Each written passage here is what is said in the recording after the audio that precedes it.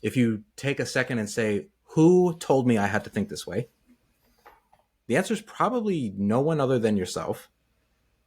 And is there another way that I could be looking at this? Is there an opportunity here for me to shift my mindset and say, maybe instead of thinking, man, I have to deal with this or I have to blah, blah, blah, I get to.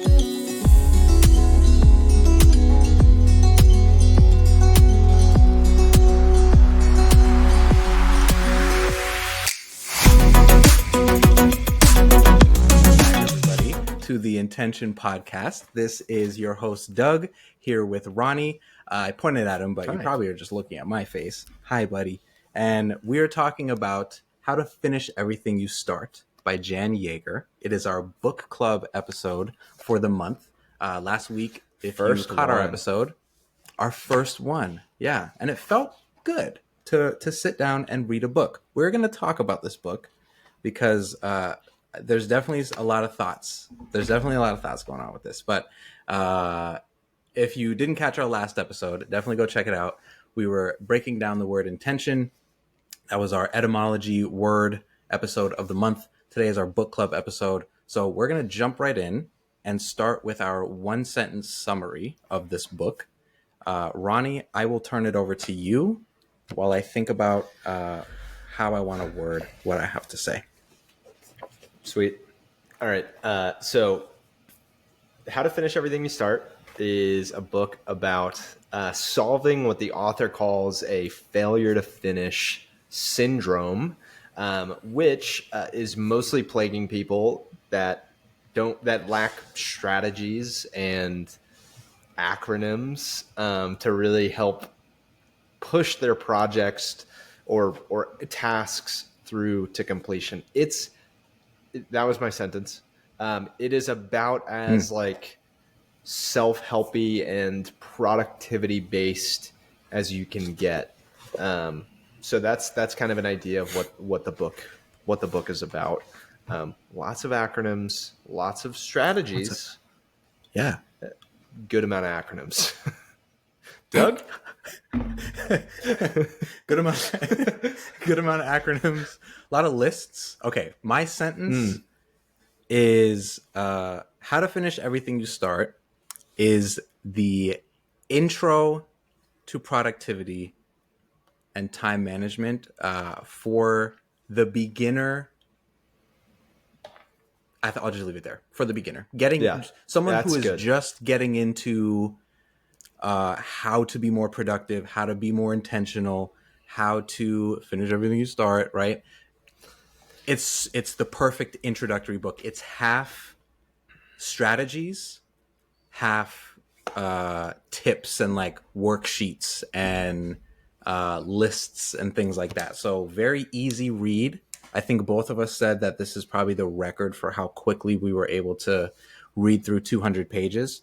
I am not a fast reader. I'm not. I wouldn't. Only recently would I categorize myself as a reader, and this is like one of the first books that I've sat down and read through, and it took like 2 days.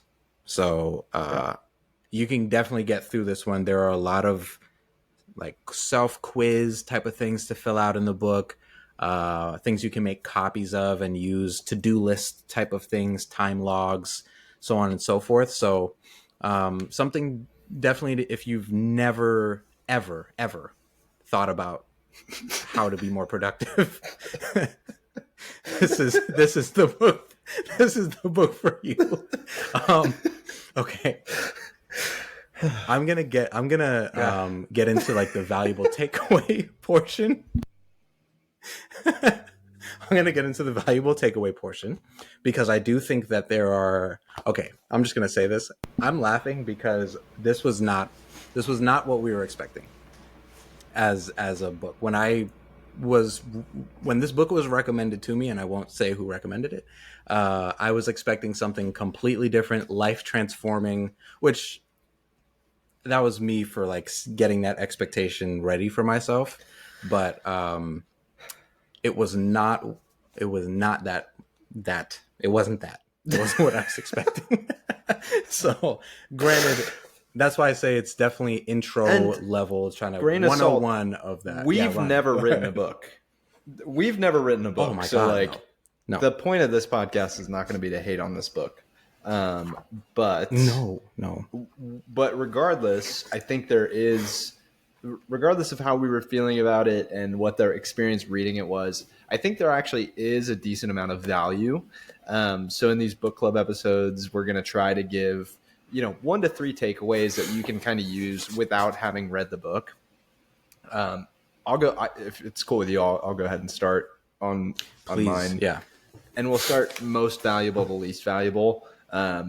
Just in case we decide to just stop giving takeaways halfway through the list, if there's too much overlap. So I have actually 3 takeaways from the book. The most valuable one that I started with is in the final substantive chapter, which is when the author brings everything together, which is kind of gives her strategies for how to finish a book. There's a part where she talks about it's tip number 10, which is to treat every book as a separate project without comparing it to previous books or worrying about future ones. I started this. I think it's the best advice in the book. And the reason why is because we focus so much, whether you're right. I'm not a writer, or not yet at least, but I am someone who writes for part of my job. I am someone who puts together presentations for my job. I'm somebody who, as probably all of you, has results that I'm beholden to. And I fall into this trap of trying to let previous projects kind of determine the success of future ones, or determine the way that I'm thinking through what success should look like or ought to look like. So I think that looking at every individual project that you're working on from I hesitate to use the term first principles, but almost just defining every single project very meticulously. This is obviously something that happens in the technical world more so than in the less technical fields like learning and development or sales or what have you. But I think it's a really good idea. I think that looking at, let's say, Doug, you had to build out a presentation for leadership development on setting SMART goals or something like that. You wouldn't hold yourself to the same standard of execute, or what she's prescribing is not holding yourself to the same standard of execution as you created a presentation for the Enneagram or maybe crucial conversations, but rather to just let go of both of those expectations and both of those results and say, what is the desired result of this presentation? If I was a complete beginner, how would I prefer to be taught to? Then knowing what I know about various people's learning styles and personality insights and whether they're neurodiverse or neurotypical, how would I adapt the learning material to them? This all sounds like common sense, but I think we've all been wrapped up in our own little worlds where you don't think like that. You think, what is my boss going to think? What is a person X, Y, and Z going to think? Rather than just saying, I'm just starting from scratch. Your brain will take care of the templatizing. Your brain will take care of the efficiency.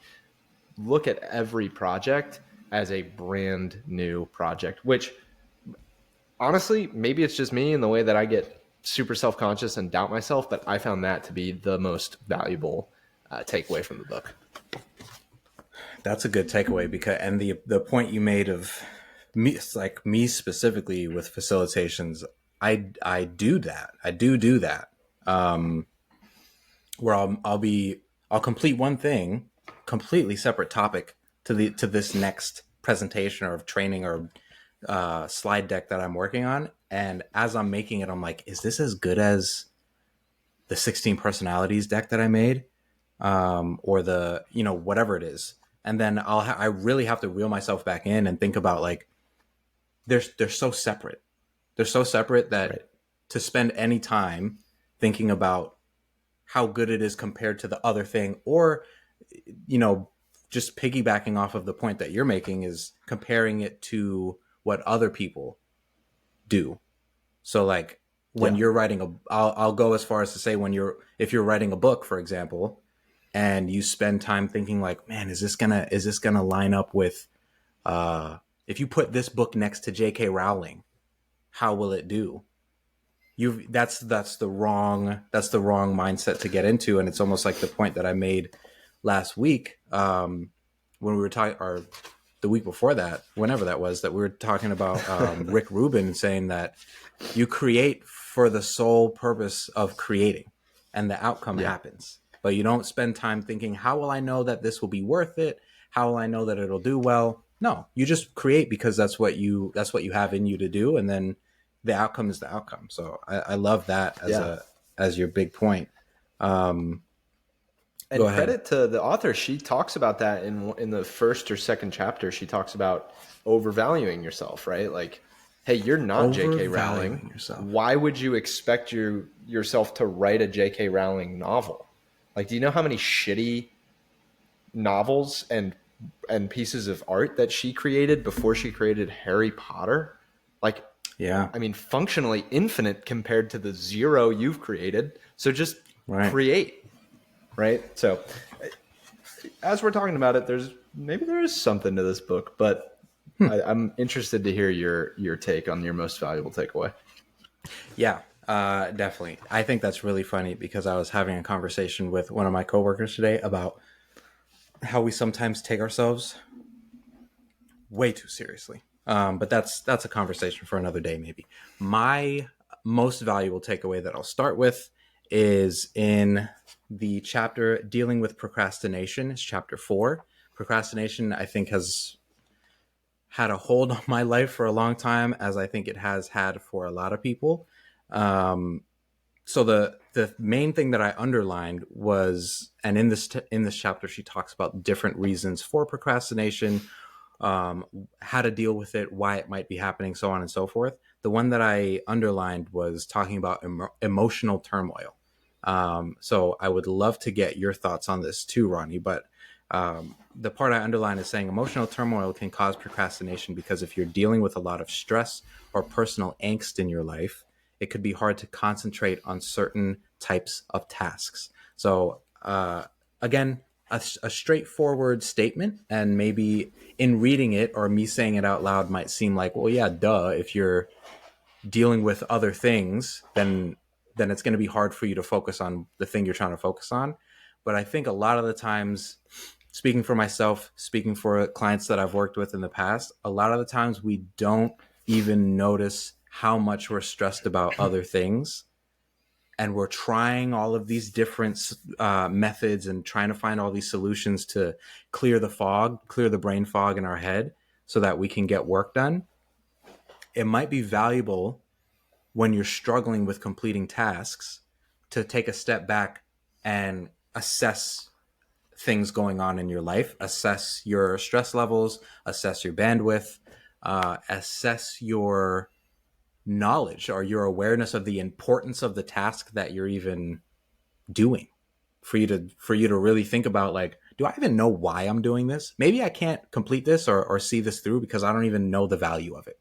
So I think that's huge. And even this week, I've kind of implemented that a little bit in some of my projects to really step back and say, like, why did I start this in the first place? What is the outcome of this going? Like, how is this going to impact my team, our organization, depending on whatever the project is, and what's going on outside of work for me? What kind of conversation did I have with my wife before I came up here into my office to sit down and work? Was it a positive one? Was that a trickle off of an argument that we had the night before, or a misunderstanding, or how was my sleep? Did I get enough rest? These little things that we don't pay a lot of attention to can end up adding up to where we sit down in front of our computers or whatever work it is that we're doing, and we're like, damn, I can't focus. Why can't I get this done?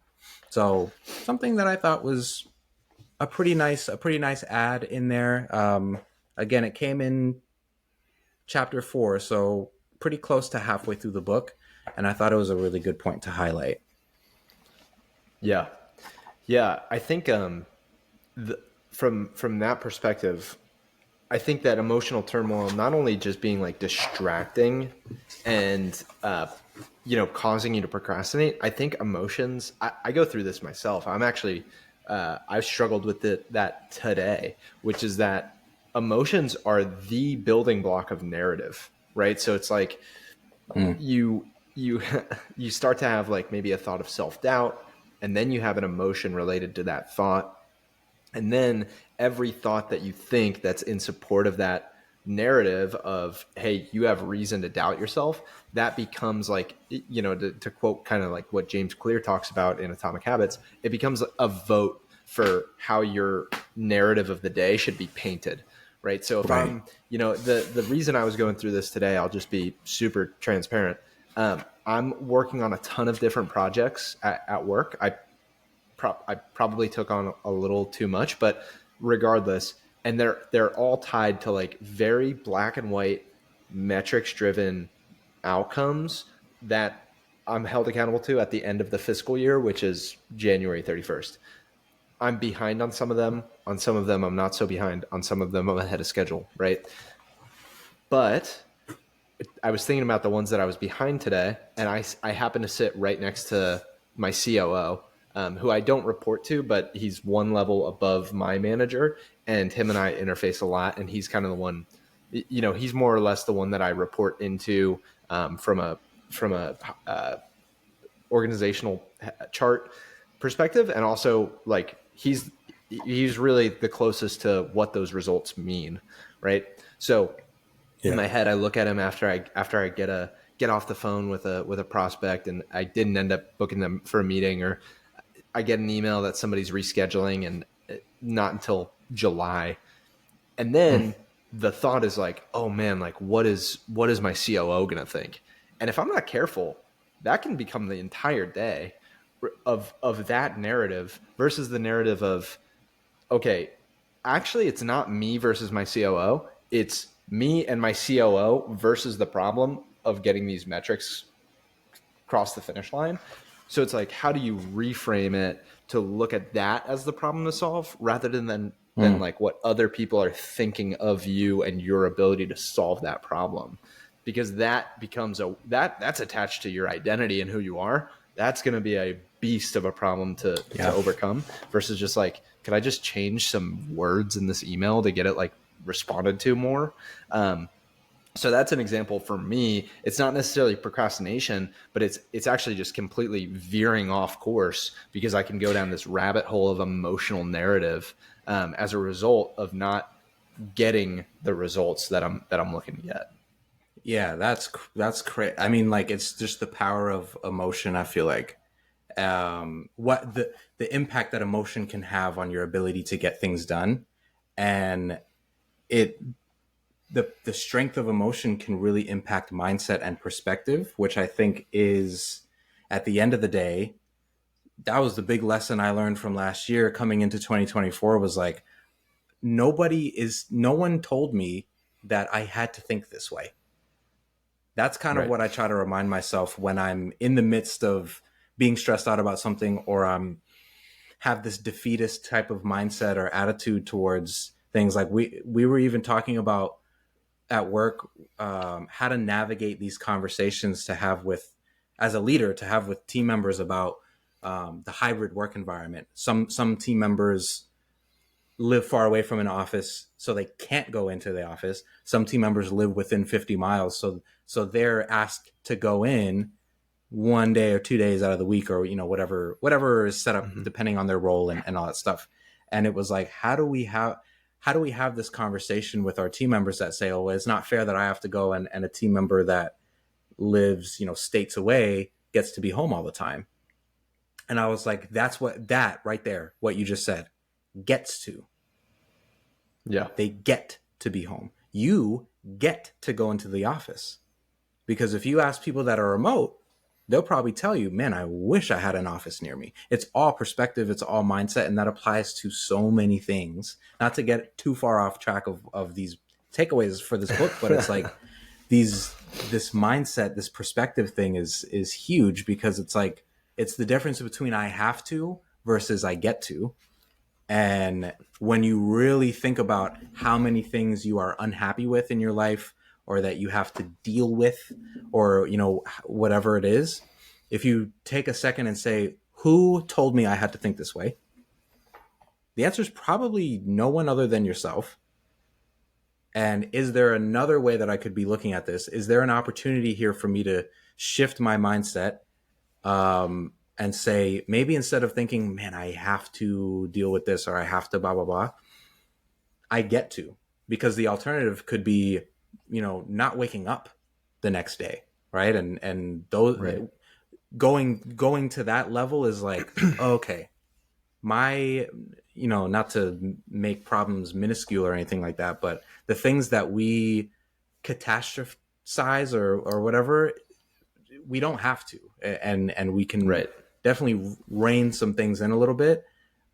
Going back to procrastination, that's a big part of it, is saying, like, if I take a moment, just a moment, to step back and say, what's going on here, and am I even using these emotional things that are taking place, or these stressful situations, as an excuse to distract myself from the work I'm trying to do? Am I being honest with myself? So I that's why I really liked this point. And the more I talk about it, the more I'm like, okay, Jan, I see what you're doing here. Because there's a deeper conversation. There's definitely a deeper conversation. Yeah, you should write it. Anyway, just go on with your next takeaway. Yeah. Okay. Next takeaway. I'm gonna combine. I'm gonna just list my 2 and 3 because actually they're really quick. Number 2 for me is this concept of hidden time that she talks about. I think that you need to kind of know yourself a little bit and really fairly assess your situation to know whether or not this is useful, or whether or not this is letting yourself off the hook, right? If you need to be more productive. I love this concept of hidden time. It's basically any time that maybe isn't accounted for in your calendar related to work, or maybe it's commuting to work, maybe it's sitting in a waiting room for appointments. Maybe you're an outside salesperson and you have to sit in lobbies before meetings, or something like that. And it's essentially, it is what it sounds like. It's just finding those pockets of time and using them to be productive. I really like this because if you're somebody who's geared a little bit more, I hesitate to use type A because I don't even know if that's like real science or whatever, but we know what I mean when I say type A. You will probably feel badly about the fact that, or you'll at least feel uncomfortable about, oh, I have to commute now. Oh, I have to go to this appointment that I don't really want to go to, but it's for my health and blah, blah, blah. And I'm missing out on so much productivity and all of this. I think that for those types of personalities, of which I'm not really sure if I am, I'm not like incredibly industrious in that way. I'm okay with kind of commuting to work and listening to music or whatever, but I think it's helpful for people with those types of personalities to reframe and look at those times as the opportunity to be productive, even if it's just to literally think. Dick Costolo, who was one of the first CEOs of Twitter, Kim Scott talks about this in Radical Candor. He would schedule like 4 hours every day or every week in an uninterrupted continuous block to just think. Maybe it was 2 hours, maybe it was an hour, whatever. He scheduled time on his calendar every day or every week that was an uninterrupted block of 1 to 4 hours where he would just think. So I think that if you're looking at the Twitter CEO and he has a block in his calendar that he can afford to put in there because he's the CEO of doing nothing but thinking, then you can look at your commute and your drive home or your ride on the train or your time on an airplane as if you just get to think. That is productivity, and looking at those pockets as hidden times. Like a podcast I really like, we don't usually do podcast recommendations on here, but a podcast I really like is this podcast called All In, which is about tech and venture capital and really helps me understand my industry better. I look at that when I'm driving home as like productive time because I'm learning about how David Sachs, who's like a member of the PayPal mafia, is thinking about metrics and the future of the market and all of these things. I feel smarter at the end of it. Did I do anything? No, I just listened and used that time for its maximal productive value. So that's my takeaway number 2. I'll go right into my takeaway number 3 because it's really, really quick. We'll get into whether we recommend this book or not, but if there's one reason to buy this book, in my opinion, it is for the reflection exercises. I think that these are actually really good. There's not a ton of space to write, but you can just have a journal with you, especially if you're like an early career person, or maybe you're somebody.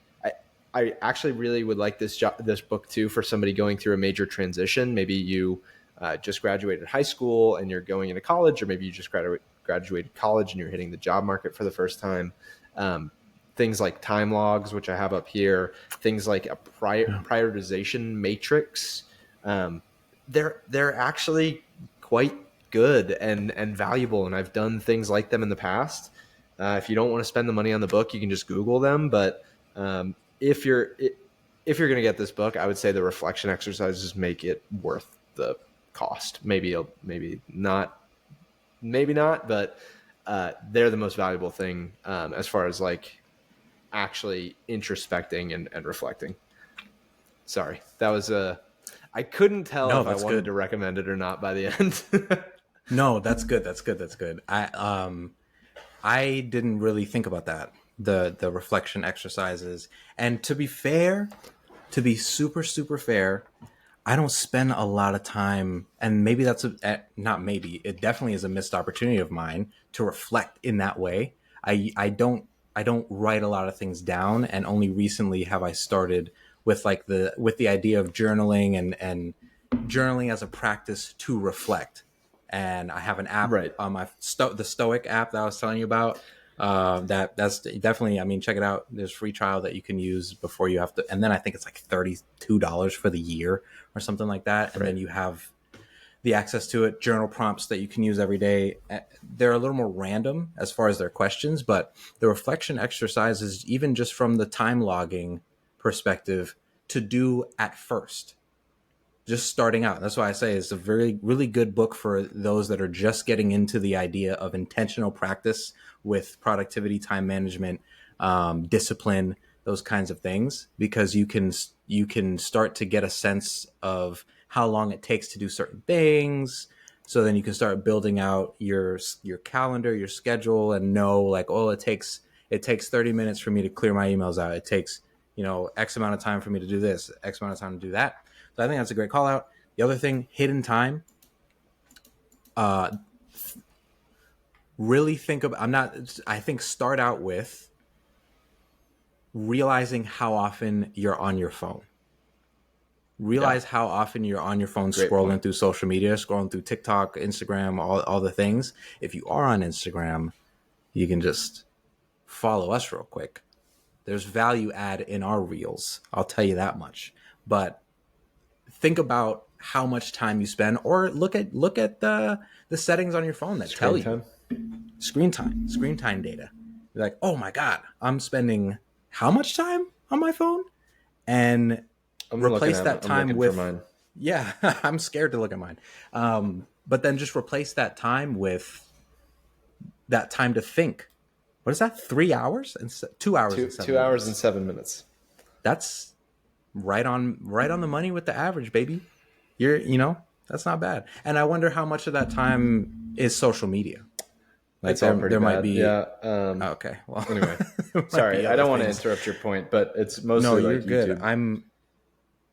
Mostly YouTube, checking our analytics and stuff like that for me, I'm sure is where a lot of that comes in. But just a thought on the whole hidden time thing. My other valuable takeaway, and I'm gonna highlight this because I brought it up last week in our last episode.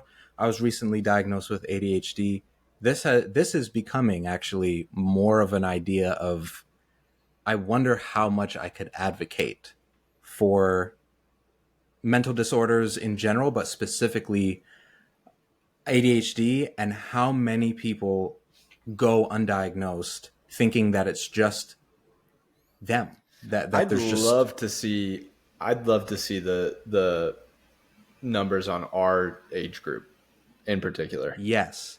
there, and again, all perspective, all mindset, but there's this thing, there's like an ADHD movement is what it's being called. And it's like, all these people are just, watching TikTok reels and then going to get diagnosed with ADHD and then getting prescription drugs and stuff like that.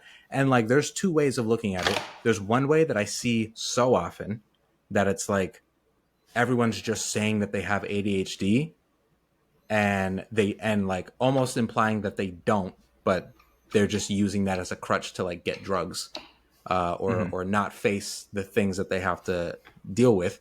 That's one way of looking at it. The other way of looking at it that I haven't heard a lot, but I've been thinking about is like, it's either the former, what I just said, or it's the fact that like we got let down big time as a society, and there are that many people struggling with something and not knowing what help to get, or that there's even something wrong with them. Because that's my case, that I've struggled with this for so long, and even in doing the research of it, thinking like, well, I feel like because of how many people are coming out and saying that they are struggling with this and that they have, they've been diagnosed with ADHD, I feel like the volume of people that are coming out and saying that makes it to where I can't, because I'm just going to be another addition to the number of people coming out and saying it, and it's not going to be taken seriously, or it's going to be laughed at or whatever. But all of that to say, at the end of this book, chapter 13, there's a section for getting help, right? And it's like ADHD. So Terry Matlin is a clinical social worker, author of The Queen of Distraction, who consults on ADHD, and it's a condition that she deals with herself. So this is a direct quote from her that says, adults with ADHD. I'm reading this because if anyone is listening to this and hears this and is like, I didn't realize that these were symptoms of it. I didn't know that. I thought ADHD literally meant that you just like can't sit still and can't focus. But there's so much more to it. So if you hear this and you're like, oh, dang, then just do some research, consult a professional, talk to somebody, because I will say that in the 2 months that it's been, just knowing has done so much and is life transforming. So it says adults with ADHD struggle with finishing and starting projects because of difficulties in our executive function, which is the part of the brain that, in simple terms, helps us figure out how to get from A to B. This creates a tremendous amount of anxiety, even to the point of clinical depression, because it can affect all areas of life. Keeping our homes tidy, planning meals, getting projects done at work on time. This takes a deep toll on adults with ADHD, affecting self-esteem, relationships, and more. So there's more that she talks about, but I was diagnosed with a major depressive disorder 6 years ago. And only, again, two months ago, realized like, that was a symptom of a root cause, that root cause being ADHD. My lack of awareness of what was really wrong was causing the anxiety and causing the depression. So once I was able to figure that out, it was like, oh, I need to address the root. And when I can address the root, then all these other things start to clear up. And, we talked about a long time ago, me and you, Ronnie, of like my struggles with my belief that I'm not disciplined, that I suck at discipline. And there's a direct correlation between how I felt about my ability to be disciplined and my self-worth, like how I valued myself. To be able to recognize now that like, no, it's not an issue with discipline. It's an issue with me being able to focus on the things in front of me. And when I can have the right things in place, engineer my environment, plan and schedule, essentially automate as many things as I can so that I don't have to store up so much space in my brain to remember things. I don't have an issue with discipline. My work ethic is top notch.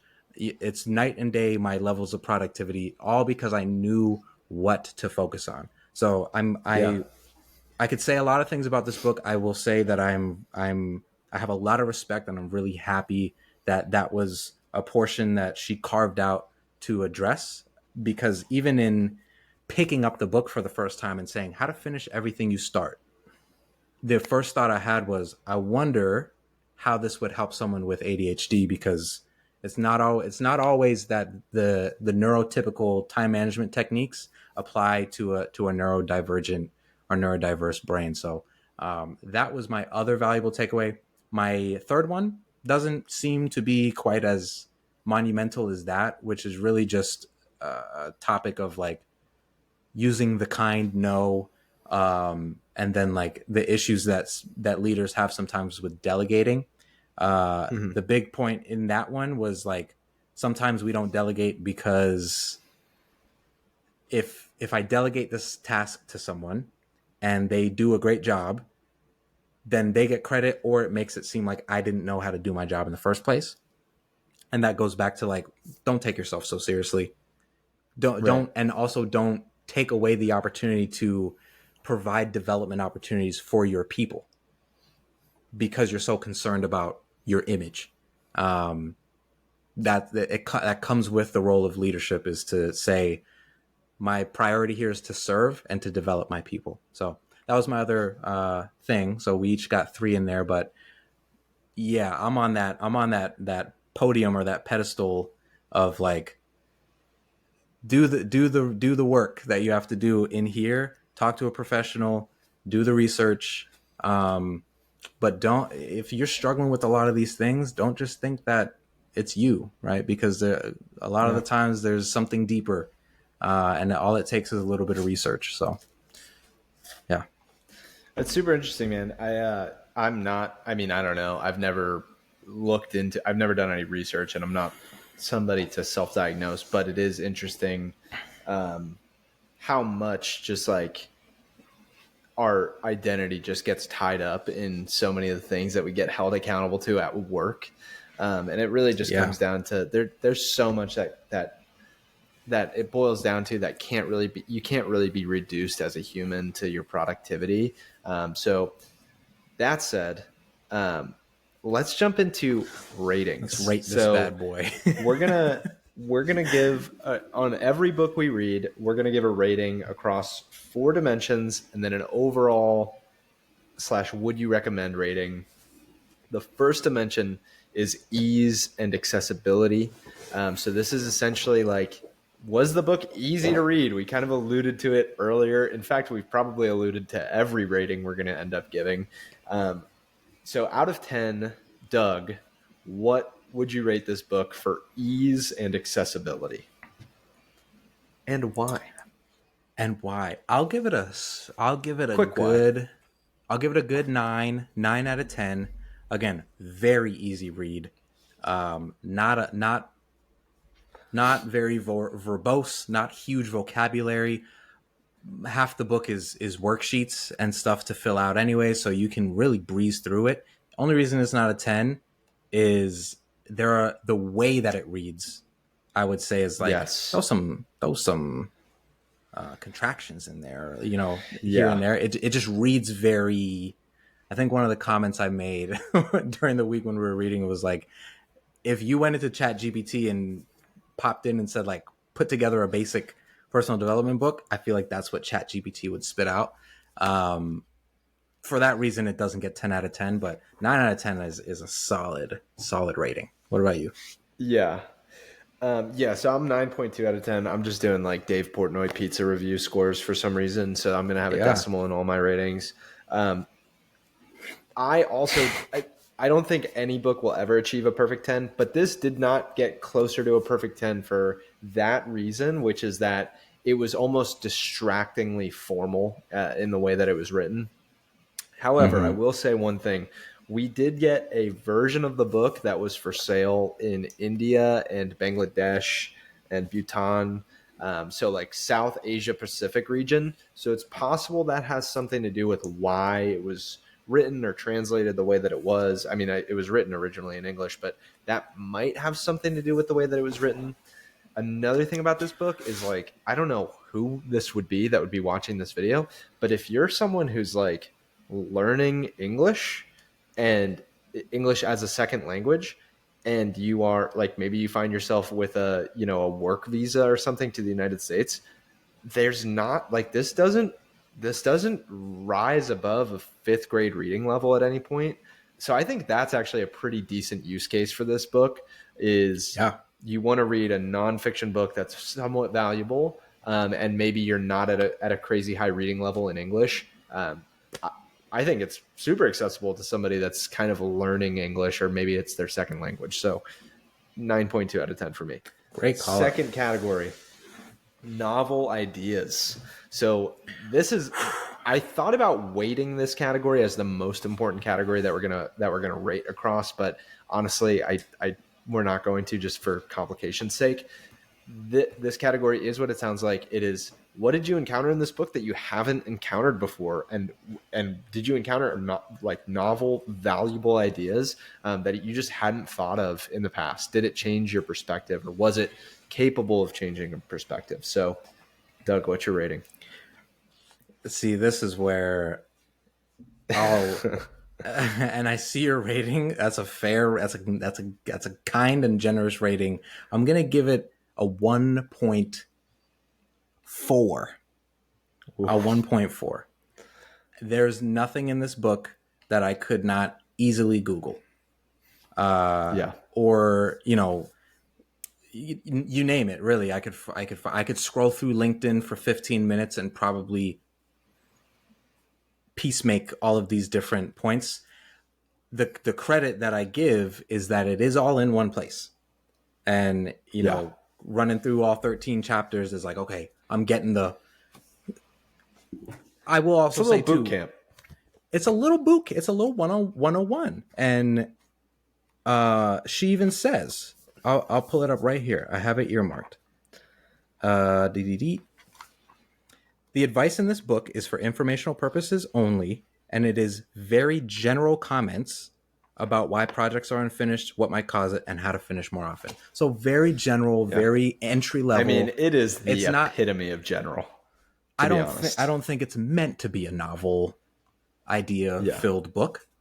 So, you know, take from that what you will, but a 1.4, because there isn't anything original in here. It's just all put in one place for convenience, which I think is great. Yeah. I was a little nicer than you.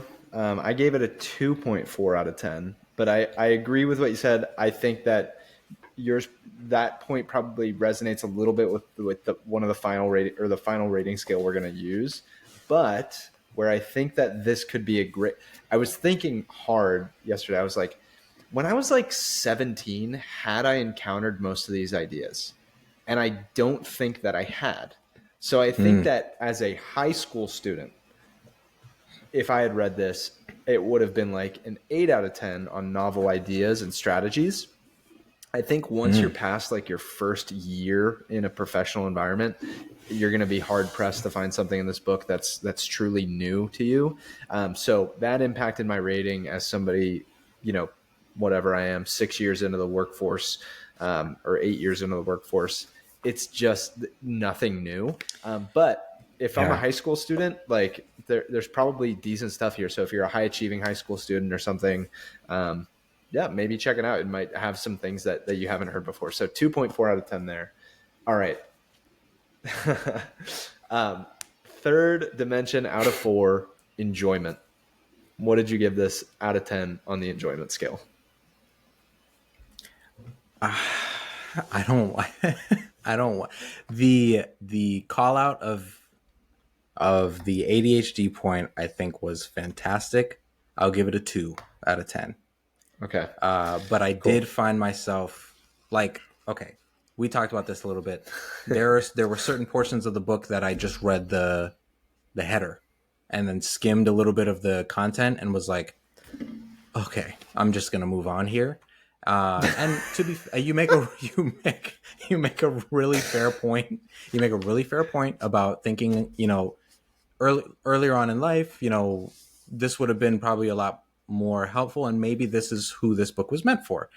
I my entire career has been in learning and development and teaching leaders leadership capabilities and concepts and so on and so forth. So that could have something to do with me reading this and sometimes getting almost a little like frustrated, annoyed with how annoyed kind of annoyed with it, rudimentary. Why, what are we doing here? Because talking of the emphasis on SMART goals and stuff like that are things that a lot of us have heard a lot about for a long time, but to be fair, some of us may never have even seen that before. So I think there is value to that. I did not really enjoy reading this book. And I also will say that I read Atomic Habits like right before reading this. So I came off of Atomic Habits. From Atomic Habits to How to Finish Everything You Start was like, ooh, another perspective, another take on. The subheading is habits that will transform your life. So I was like, oh, okay, here we go. This is going to be kit and caboodle. Yeah, and Atomic Habits is a really enjoyable book. So, my God, yeah. I'm right there with you. I gave this a 1.8 out of 10. I did not like this book. Like I didn't enjoy it. It just felt super general. It adapted a lot. Like it had a lot of good primary sources, I guess I would say, and like things that it used. Like it wasn't a poorly researched book. It just wasn't fun to read. It was too general. The language was not nearly flowery enough for me. 1.8. It just wasn't an enjoyable book. Now, this is probably the most important to mention, usefulness or applicability. What would you rate this on a scale of 1 to 10 as far as like, hey, you could take this and just immediately apply it to your life and your life would get better? Oh.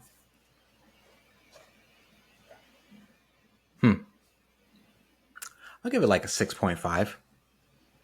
Okay. And it is not a lot to do with I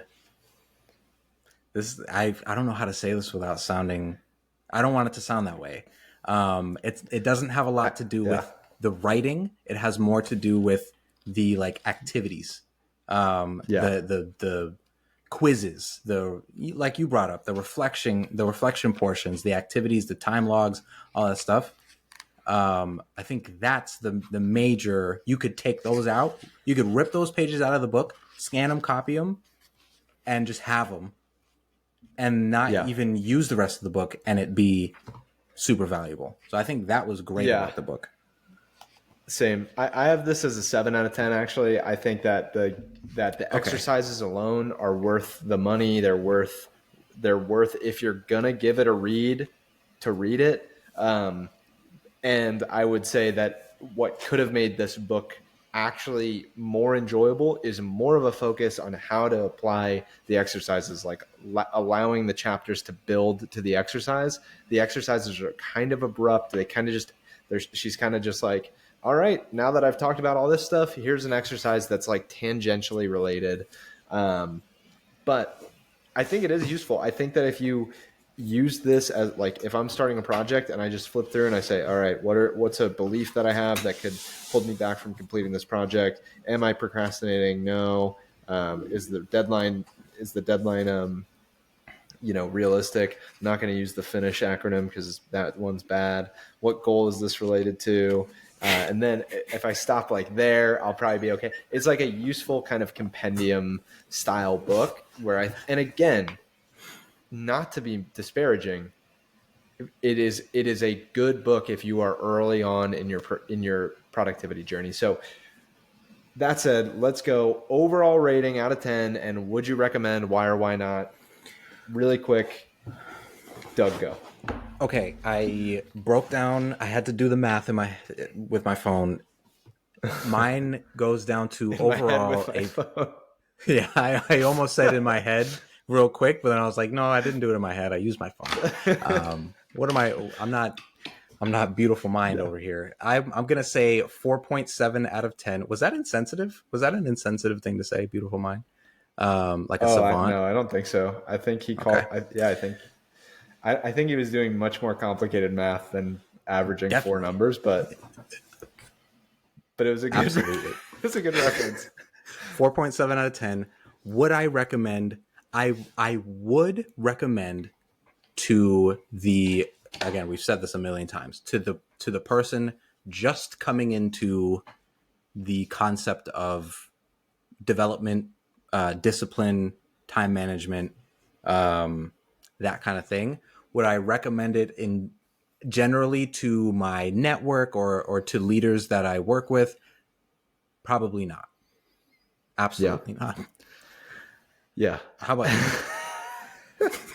I'm right there with you. My average actually came out to 5.2 out of 10. That 7 really helped. The 7 Solid. and the 9.2 really helped. Right. Yeah, I would say that it totally depends on the stage of your life and your career. I think that if you're, like I said, a high school student or early college, it might be worth picking up. That said, I think once you're in the workforce for a little bit and you maybe have a mentor, maybe a manager who's going to recommend different things, maybe you're lucky enough to work at an organization that's going to do some level of like book clubs or organizational development or what have you, you're probably going to be exposed to books that are a little bit more appropriate for your level. But if you're a high achieving middle school student, high school student, or early college student that just hasn't done much reading on personal productivity or doesn't really have a sense of what that looks like, then yes, I would recommend the book. To anybody else, probably not. And if you're a high achieving middle school student watching this podcast, I think we wrote that it's not made for kids, but regardless, appreciate you being here. Doug, rapid fire. Neither of us kind of recommended it for a person of our stage in life. So just really quick, 1 or 2 books from the genre that you would recommend to read instead of How to Finish Everything You Start. I will just say, honestly, I'm looking at what you have written down, and 2 of them are the 2 that I would say. 7 Habits of Highly Effective People and Atomic Habits would be, if you're looking for like a, how do I finish everything that I start? How do I accomplish my goals? How do I, strive and achieve and blah, blah, blah. Atomic Habits all day of the week. I could make that my 1 and just say, read Atomic Habits. And then after you read that, read it again. But you have some others that I think are great too. So I don't want to steal your work. So the 2 that I would say in addition to those are Tools of Titans by Tim Ferriss, which is essentially, like, what I love about it is it's a huge book. It's like a tome of just like productivity tips, fitness tips, spirituality stories and tips from like all of these different influencers that Tim has met with and interviewed. And when I say influencers, I'm not talking about like freaking the Ace family. I'm talking about like Reid Hoffman and like real people that have influenced culture. And I believe, it's been a while since I've read it, but I believe it breaks down by category. So you could just say, go to productivity or personal productivity and find tips and things like that. And they're more nuanced. They come with more emotion and more kind of language around what it feels like to do these things, that this book, that How to Finish Everything You Start, was just too general around that I couldn't get into. And then Deep Work by Cal Newport. I think that if you're a true knowledge worker, if you're somebody that has to create and produce with your mind, Deep Work is like the essential productivity book. But yeah, those are the 2 that I would recommend as far as if I'm somebody at my stage or more advanced. I'm probably not picking this book up. I'm reading either 7 Habits of Highly Effective People, which, to give credit to this author, she does reference pretty often. She does. Atomic Habits, Tools of Titans, or Deep Work are probably the 4 that Doug or I would recommend instead. All right. Awesome. Well, before we get out of here, do you want to let our listeners know what we'll be reading over the next month in case they want to read along, get some thoughts going? What's our next one coming up? Yes, so we'll be staying kind of in the theme of personal productivity. and we're going to be reading The Slight Edge. That's by Jeff Olson.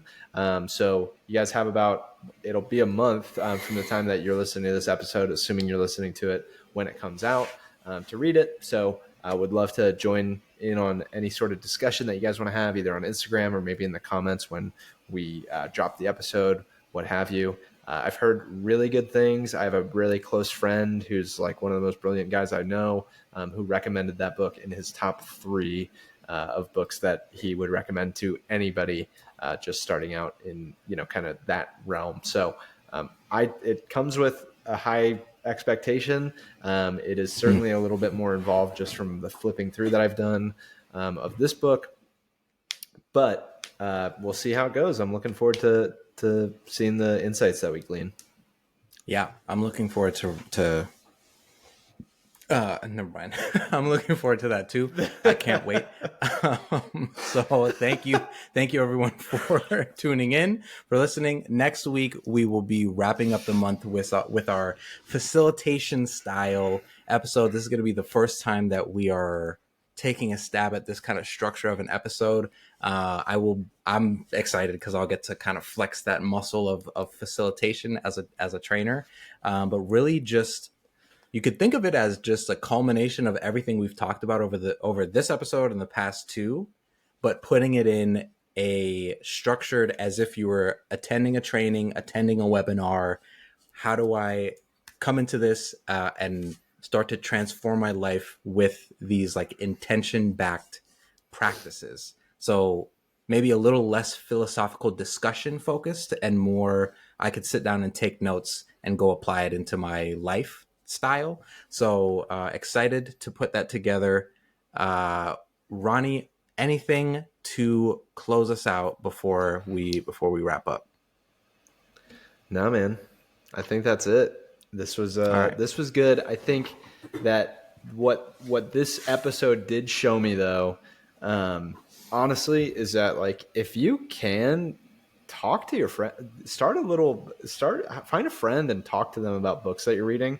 Because I actually gleaned more from this conversation talking about the subject matter of this book that I really didn't enjoy as much until after I spoke about it. So I came into this conversation with some beef with how to finish everything you start. And I came out of it actually feeling like I might have taken some important lessons away. So that would be my only thing is like, there's a reason why book clubs exist, I'm realizing. So that was probably more on me than it is an actual lesson, but something to think about. No, great point. That's a good call. I think I just learned that too. Like the more we talk about it, the more we gather. Okay.